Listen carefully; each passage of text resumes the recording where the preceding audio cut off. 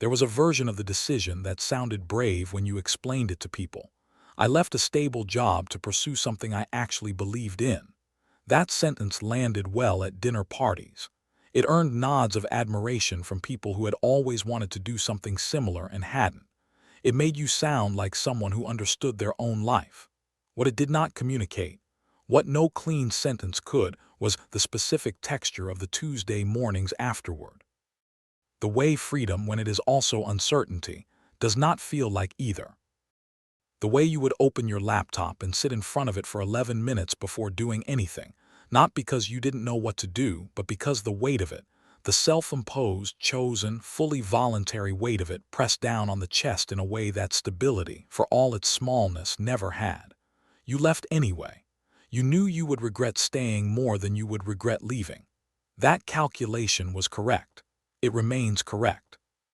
But correct does not mean easy, and you are learning slowly that you confused those two things for a long time. The first months had the quality of a held breath. There were good days when the work felt like the reason, when you remembered precisely why you had made the choice, when the thing you were building seemed real and close and worth every uncomfortable morning that had led to it. You archived those days carefully in your memory, the way people press flowers because you suspected you would need them later.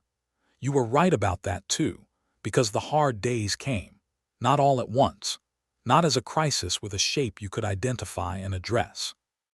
They came as accumulation, a slow gathering of evidence that you had possibly miscalculated, that the people who had raised a quiet eyebrow at your decision had perhaps seen something you had been too optimistic to see.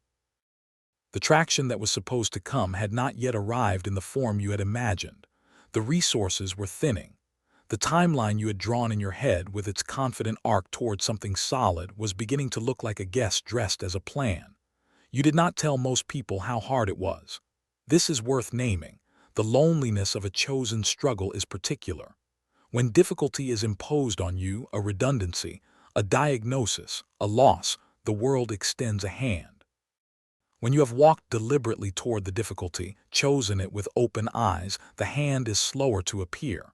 People assume that because you chose it, you are managing it. They are not wrong to assume this. You are managing it. But managing something is not the same as finding it easy, and the performance of confidence, necessary, strategic, exhausting, costs more than anyone from the outside can see. There was a day, somewhere around the middle of all of it, that you almost don't talk about. Not because it was dramatic, because it wasn't. That is precisely why it matters. It was an ordinary day. Nothing had gone conspicuously wrong. There was no single piece of news, no rejection, no number that finally crossed a threshold. You simply sat with the full weight of what you had taken on and felt, clearly and without panic, that you did not know if you had enough. Enough skill. Enough resilience. Enough of whatever unnamed quality separates the people who make it through from the people who return quietly to the safety they left. You sat with that feeling for a long time. And then, not heroically, not with music, not in a way you could have scripted, you noticed something. You were still there, not thriving, not certain, not even particularly hopeful in that moment, but present, still in it.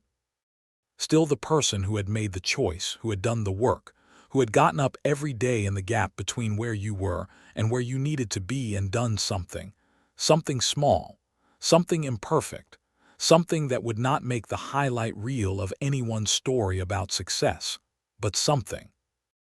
You had been looking for strength as though it were a resource that could be measured and found sufficient or lacking, a tank with a gauge, either full enough to continue or too empty to go on. But that is not what strength is. Strength, you understood that day, is not what you have before the difficulty. It is what the difficulty reveals was always there. It does not announce itself in advance. It does not arrive when you ask for it. It shows up without ceremony in the fact that you are still sitting at the desk on the days when sitting at the desk is the hardest thing in the world. You had been proving it all along. You just hadn't been looking at the right evidence. You are still in it. This is written from inside, not from the other side, and that is intentional. Because you do not need to have arrived to understand what you have already survived. Look at the thing you left. Remember what it cost you to leave it, not in money or title or security, though it cost you all of those, but in the internal negotiation.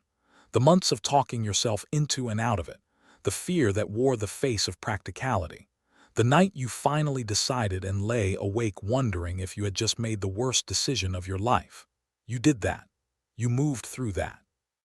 You are on the other side of the fear of leaving, even if you are not yet on the other side of everything that followed. That is not nothing. That is, in fact, the hardest part, and you have already done it. So here is what proving it looks like.